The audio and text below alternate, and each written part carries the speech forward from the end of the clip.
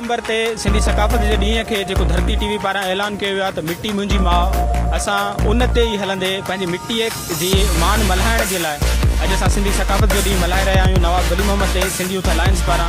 छो त हीअ असांजो सिंधी जी सम्झो हिकिड़ी क़ौमी ईद बराबरि आहे। दुनिया में रहंदड़ जिथे बि सिंधी आहिनि उहे जो कि ॾींहं खे भरपूर तरीक़े सां मल्हाए रहिया आहिनि। असां पूरी दुनिया खे इहो मैसेज ॾियणु था चाहियूं त सिंधी क़ौम, सिंधी माण्हू प्यार ऐं मोहबत जा ठहियल आहिनि, प्यार ऐं मोहबत जा पुजारी आहिनि। असां अमन जो पैगाम ॾींदा आहियूं। असांजी धरती अमन जी धरती आहे।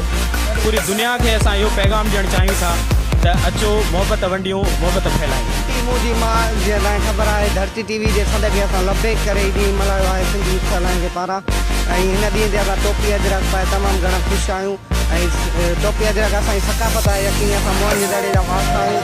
असां मछली ठटो कींजर मंछर जा वारस आहियूं। असीं इनशाला जेसि ताईं ख़ुशीअ में साह हूंदो असां हर साल ॾाढो भरपूर नमूने सां मल्हायो वियो आहे। ऐं हर हिकु सिंधीअ जो इहो हक़ आहे त हिन ॾींहं खे ईद जीअं मल्हायो वञे।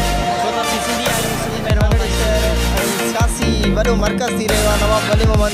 उन में एकता जूं भरपूर तयारियूं ऐं हुन सां गॾोगॾु उनखे सुठे नमूने सेलिब्रेट पियो कयो वञे सिंध यूथ अलायंस जे प्लेटफॉर्म तां। ऐं असां समूरी सिंध ऐं दुनिया में जेके बि सिंधी रहंदड़ आहिनि उन्हनि खे सिंधी कल्चर डे जूं लख लख वाधायूं। ईद आहे ऐं अॼु असां तमामु घणो ख़ुशि आहियूं। जीअं लाइ थो हले अॼु जेको असांजो ॾींहुं आहे तमामु जेको आहे ख़ुशी वारो ॾींहुं आहे।